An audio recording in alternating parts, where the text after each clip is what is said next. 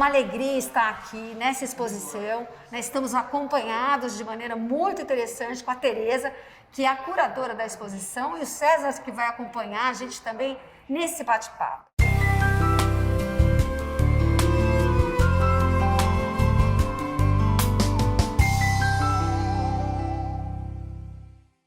A gente está aqui na primeira sessão, o primeiro segmento, que é um segmento nomeado Liberdade. A gente tem em torno de 8 artistas aqui, não é, César? Sim, sim. E a gente vai começar falando desse trabalho que a gente está vendo aqui atrás, que é um trabalho do G. Viana.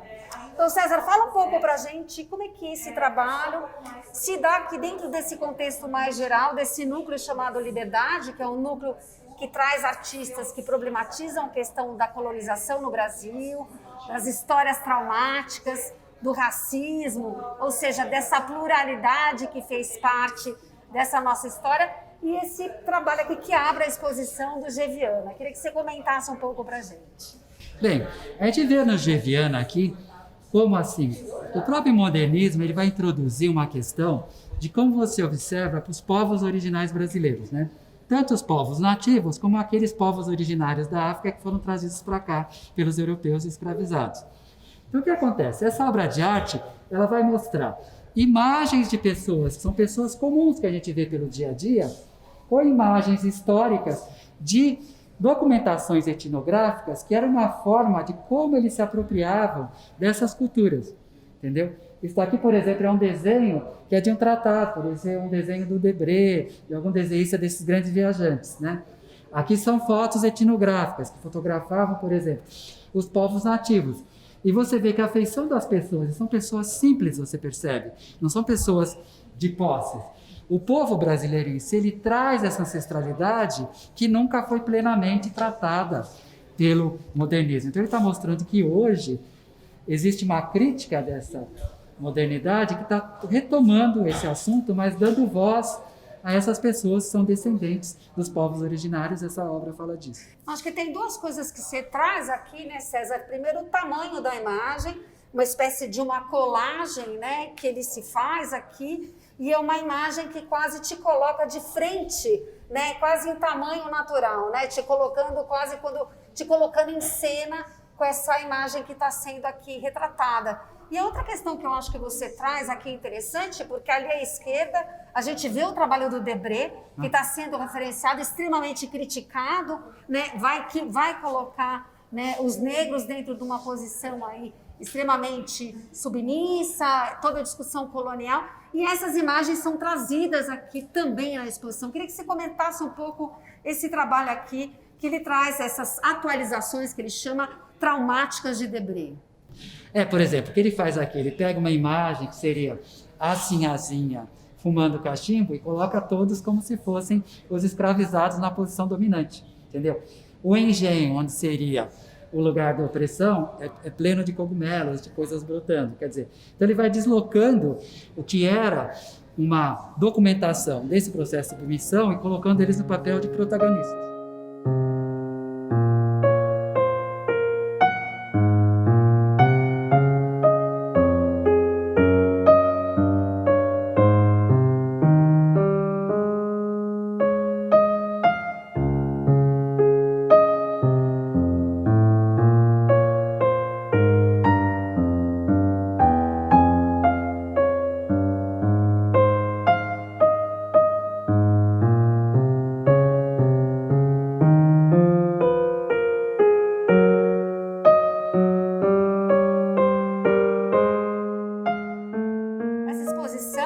Brasilidade, pós-modernidade.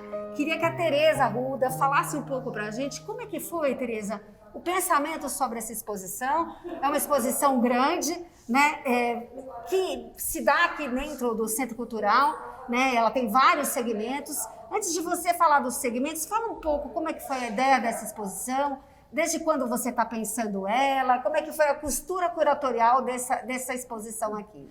Brasilidade e Pós-Modernismo foi concebida para o Centro Cultural do Banco do Brasil nesse contexto de rever, de celebração ou de uma análise do que foi a Semana de Arte de 22. É uma exposição não pautada em fatos históricos, mas na contemporaneidade. a ideia é justamente pensar as perguntas, as indagações, as ansiedades daquela época de 100 anos atrás perderam validade ou ainda são as pautas sobre as quais nós estamos discutindo, trabalhando ou mesmo revisando. E assim então surgiu a ideia desse projeto, que eu iniciei a pesquisa em 2018, 2019, ela entrou no edital do CCBB, foi contemplado e a partir daí começamos justamente a efetivação. E foi uma tarefa difícil, porque tem inúmeros protagonistas da arte contemporânea brasileira que poderiam estar na exposição. Bom, chegamos a uma finalização com 51 artistas de várias regiões do Brasil. Quantos módulos temos? A gente tem 7 módulos, exatamente, né, Tereza? exatamente, porque era importante pautar algumas questões daquela época e criar uma certa narrativa, esses núcleos. Então, nós estamos falando de liberdade, identidade, estética, natureza, futuro, poesia, isso tudo para abranger as indagações daquele momento e nós chegamos realmente a concluir pela exposição que é um processo inacabado ainda, obviamente, desta modernidade. Falando, Tereza, um pouco a gente conversando aqui com o César, um pouco desse primeiro módulo que a gente vê aqui, um módulo potente, se eu não me engano são 7 a 8 artistas, né? E você exatamente falou que a gente está no processo de revisitar a Semana de Arte Moderna, né, de 22, é um momento importante. O que foi esse discurso sobre a suposta arte moderna no Brasil? Né? E uma da discussão que vem é exatamente essa ideia de escovar a história a contrapelo e trazer produções artísticas que repensem, inclusive, esse período do Brasil, inclusive colonial. E a gente tem aqui, né, uma obra, né, que é da Adriana Varejão, né, que vai exatamente trabalhar muito com essas questões. Como é que você pensou essa obra aqui da Adriana dentro desse contexto, desse núcleo Liberdade? Olha, Liberdade, esse título surgiu justamente porque naquele momento já se estava à busca de uma brasilidade que fosse mais autônoma, que fosse independente das influências eurocentristas, que fazem parte do legado que até o momento, até aquela época, era de certa forma imposto. Então, na seleção de obras aqui, por exemplo, a Adriana Varejão, nós temos 2 obras que são da série dela dos Azulejos. Sim. E a exposição ela foi concebida através de um diálogo muito intenso com os artistas. Essas obras vêm do acervo da Adriana, inclusive. Então, essas obras do azulejo, nós vemos, são elementos que fazem parte não somente do nosso imaginário, mas da nossa realidade, desse vestígio dos ornamentos do período colonial. Só que nesta pintura, nesta representação dos azulejos, eles estão completamente craquelados. Então, nós vemos que eles perderam já essa vitalidade, esse vigor. Então, justamente, até que ponto esse legado do passado, esse legado histórico, ele realmente é o que vai ter uma vitalidade eterna. Questão de buscar outros caminhos, não? Mais autênticos.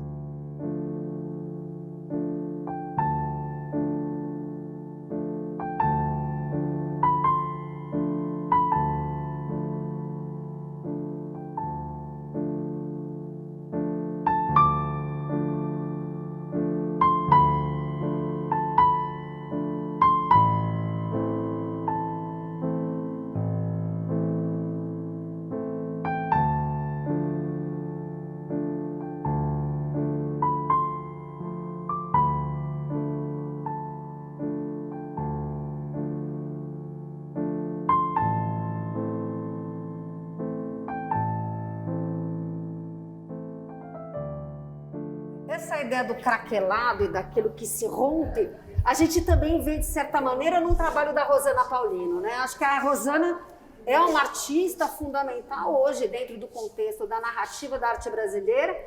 Foi exatamente uma das artistas que vai aí para a Bienal de Veneza e apresenta aqui um trabalho extremamente potente. Um deles, que eu gostaria que você comentasse um pouco mais, é esse aqui, né? Onde exatamente ela vai problematizar a discussão do geometrismo, dessa estética mais formalista do modernismo, incorporando um outro olhar. Justamente, nós temos na exposição 3 séries distintas da Rosana Paulino, e ela é uma protagonista com atuação há décadas, e justamente tentando se impor, tentando ver esse reconhecimento, esse diálogo, esse entendimento das outras culturas que fazem parte da nossa realidade.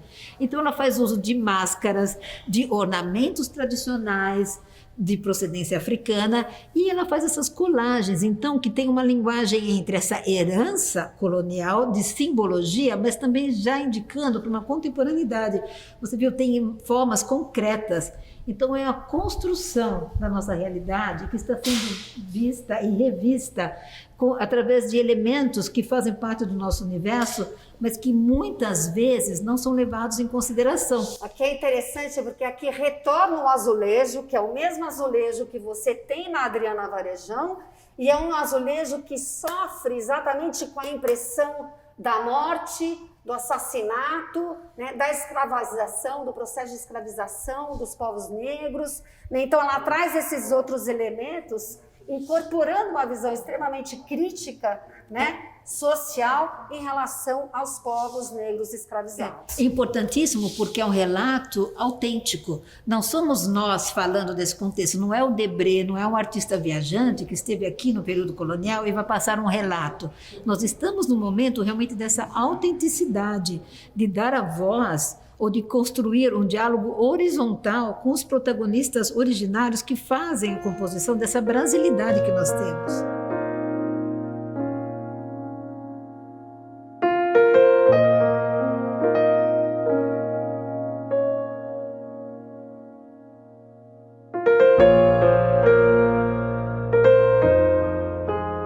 O Debré veio para cá com um olhar, com uma função e já com uma intenção. Ele teve uma aproximação com o contexto brasileiro, mas foi muito superficial. Então foi uma imagem que ele transpôs e que fez parte do nosso imaginário e do nosso histórico. Isso está assim nos livros de história, está assim documentado. Mas nesse momento nós estamos falando 100 anos da Semana de Arte Moderna, 200 anos da independência do Brasil. Está na hora realmente de reaver. Nós estamos num processo de reparo.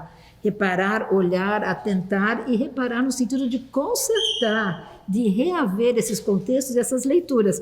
G. Viana faz isso muito bem, porque justamente naquele retrato, naquela representatividade do Brasil colonial, escravocrata, ela muda esse cenário. Por exemplo, o pau de arara, que está ali numa praça pública, ela troca e dá assim, oferendas para que os próprios escravos daquela época, para que a procedência, né, os habitantes que vieram para cá de procedência africana, tivessem assim, um lugar próprio para desfrutar um pouco dessas riquezas que tínhamos aqui naquele momento. O César fez um comentário bastante interessante na releitura.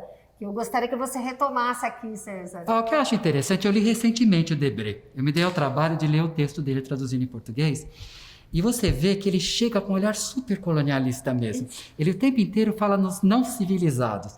E ele revelou uma coisa que é uma notícia que eu acho terrível. Em 1808, quando Dom João VI chega ao Brasil, ele faz uma lei que quando você ocupa a terra de índios hostis, você tem o direito de, por 15 anos, eles trabalharem para você na terra para serem civilizados. Então, é essa a mente que traz. E é interessante ver que isso foi usado durante muito tempo como se fosse a documentação histórica. E não é, tudo é composição, o Debré ia desenhando. A narrativa é e ia trabalhando isso, então ele constrói uma relação hierárquica muito clara, quem é o protagonista, quem não é, às vezes escapa, na verdade a arte tem essa vantagem, às vezes nessa própria desenho acaba escapando alguma coisa, entendeu? Mas quando você lê o texto, você percebe essa mentalidade intrínseca, aí você fica pensando, quem tem uma tataravó indígena, que nem eu, a minha trisavó provavelmente é uma pessoa que teve as terras ocupadas. Claro. Entendeu? Uhum. Então tem um lado meu que foi apagado, eu estou recuperando agora, esse é um trabalho que eu estou fazendo e pensando em curadorias nesse sentido, que é recuperar a minha ancestralidade, que te dá uma força. Que assim, a ancestralidade de qualquer pessoa é seu eixo. E a negação de ancestralidade é tirar o poder da grande parte da população, que é essa que nunca é retratada assim mesmo. Nunca percebe que eles são... A gente vê o Debré, mas não vê a pessoa que mora na comunidade que tem aquela cara de indígena que estava lá. Exatamente. Entendeu? Esse processo de colonização foi para criar uma certa padronização que era muito negativa. Nós temos o resultado disso até hoje. Eu acredito, é plenamente claro, óbvio, que essa distinção que nós temos de caráter social e assim por diante vem desse um procedimento, porque era uma tentativa de uma padronização e de anulação. realmente da autenticidade. E por isso que neste momento que nós estamos assim históricos e nessa uma atualidade, temos que atentar para o entorno, e esses protagonistas, eles têm, por exemplo, mesmo a Geviana, que é uma artista que é do Maranhão, uma jovem artista do Maranhão. Ela fez aquela série Paridade, unindo fotos históricas com pessoas da comunidade dela. Então, eles são protagonistas que têm voz ativa.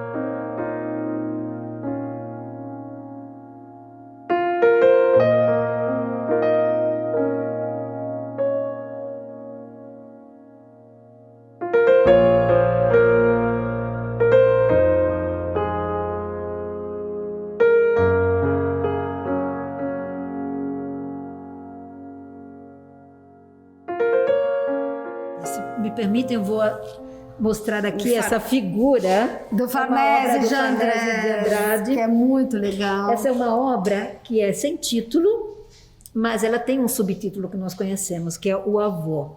Na verdade, é essa figura assim, de uma pessoa de um certo poder do período colonial, um senhor assim, do engenho, com toda a potencialidade dele, com todo o respeito que ele foi adquirindo, montado com as materialidades que o Farnese sempre coletou, com esse busto, essa cadeira imponente, quase como um trono. Mas no verso tem um emblema, uma imagem de um indígena de ponta cabeça. Então, quer dizer, é uma simbologia de que todas as conquistas dele, a qual preço? Olha. E o que ele renegou. Só que aqui, em termos de cenografia, nós podemos explorar um pouco mais. Neste momento, nós colocamos este avô se deparando com a paridade da Geviana. Então, o contexto todo que ele praticamente renegava, ou do qual ele fez uso, ele está agora sendo confrontado. Muito interessante, porque a gente estava falando de expografia, né? Uma área de trabalho, inclusive do César, ele fez exatamente o trabalho dele sobre design expográfico. E você entra na exposição, se depara com essa cadeira, né? Com essa figura de poder, a ideia da madeira, né? Que é tirada também do Brasil, tem toda a discussão da madeira, que se dá de frente e olha, né? Mais uma vez, para essas imagens, não, que são imagens que dizem respeito ao processo de colonização no Brasil. Muito interessante essa maneira como vocês pensaram, né, nessa organização também expográfica, né? Porque você é remetido a olhar para lá. Exatamente, né? Você é guiado pelo olhar dele. Então, essa confrontação que nós estamos falando justamente, vamos reparar, vamos notar, atentar, para depois consertar, porque nós estamos no meio do percurso. Tem muita coisa a ser feita, então como queremos seguir, justamente, né? Essa é a questão. E eu acho muito interessante você pensar assim, na verdade, como você colocou, nenhuma exposição, você falou, está em continuidade. Além do processo histórico que está sendo tratado nessa exposição, nenhuma exposição esgota um assunto. Ela te incita a procurar mais sobre ele. Quem dizia isso era a Lina Bobardi, atribuído por Glaucia Mercedes do Amaral, outra curadora, só para citar. Mas muito interessante, porque você falando, aí vem o papel do educativo, do mediador, dessa relação que tinha estabelecido. E olha que observa essa exposição, porque essa narrativa construída através de cada espaço, eu acho é um dos assuntos que eu gosto, o trabalho de cor que se faz de fundo. Aqui a gente...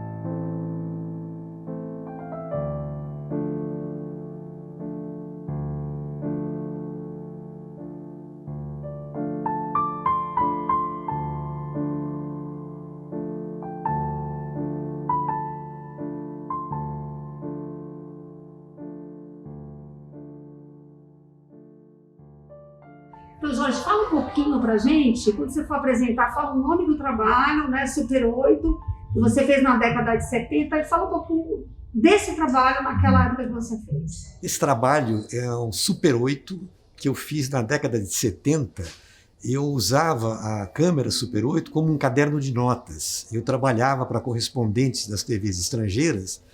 Naquela época se fazia em filme. Esse material ia para a Europa, era revelado lá, e eu ficava sem nada. Então eu carregava sempre comigo essa câmera para ter um registro meu.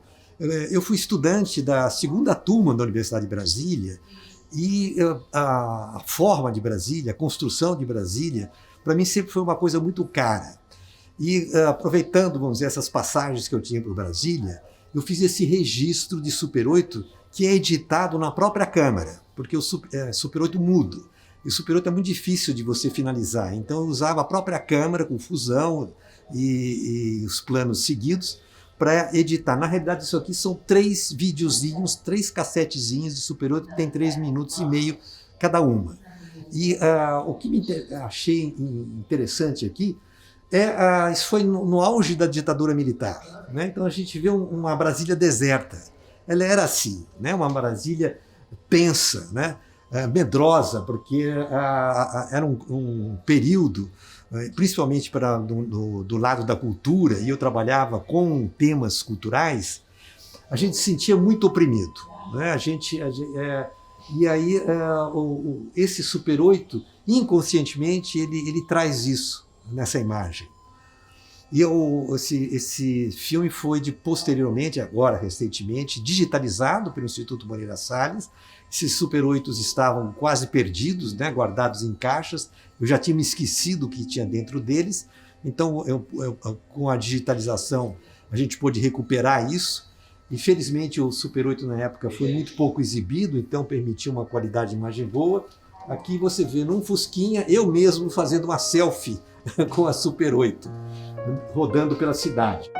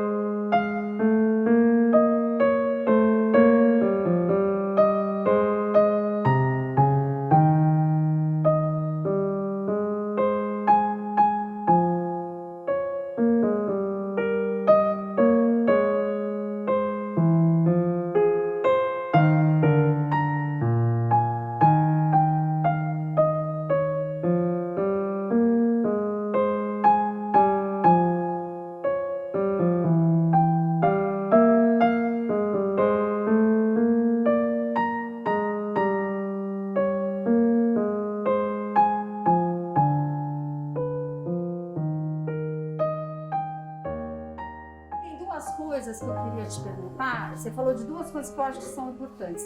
Primeiro, essa imagem, né, no Super 8 da ditadura, né? Brasília ali como um espaço, né, extremamente que incorpora, né, um governo totalitário, algo que a gente vê bastante semelhanças, né, com a contemporaneidade, né? Mas além da discussão da ditadura, desse lugar deserto, né, que você apresenta em Brasília, tem uma questão de edição, que é um pouco que você fala, na década de 70, aí o aparecimento do Super 8, depois do vídeo, mas lá na frente você apresenta uma estética de um documentário que é jamais experimental. O Super 8 permite isso, porque na época se fazia com filme, com negativo, que era muito caro. Você tinha que ter um negativo, revelar o negativo, depois fazer um copião desse negativo. Então o Super 8, apesar de ser um formato amador, mas era muito utilizado pela gente nesse período, porque primeiro não passava pela censura, né? Era uma coisa que era confundida com coisas amadoras, então a censura não tomava conhecimento, a gente podia filmar com relativa liberdade, né? E depois uma coisa assim muito pessoal também, porque é descompromissada com uma emissora de TV ou com algum programa, é uma coisa realmente, vamos dizer, que sai de dentro de você para você mesmo, como eu disse no início. Para mim é como se fosse um diário, né? Eu descrevia aquilo que eu estava vendo e sentindo naquele momento. E como você vê, Jorge, esse trabalho dentro da exposição, dessa exposição? Olha, essa parte, vamos dizer, da modernidade, que escolheu com Brasília como símbolo, eu acho que foi exatamente isso que aconteceu comigo. Quer dizer, eu fui a Brasília porque eu senti que aí é que estavam acontecendo as coisas, o futuro estava aí, né? Eu fui como estudante na época, eu tinha 20 e poucos anos, né? Escolhi a Universidade de Brasília porque eu senti que ali é que era o futuro, ali que as coisas iriam acontecer. Então, acho que Brasília é o maior símbolo que a gente tem da modernidade.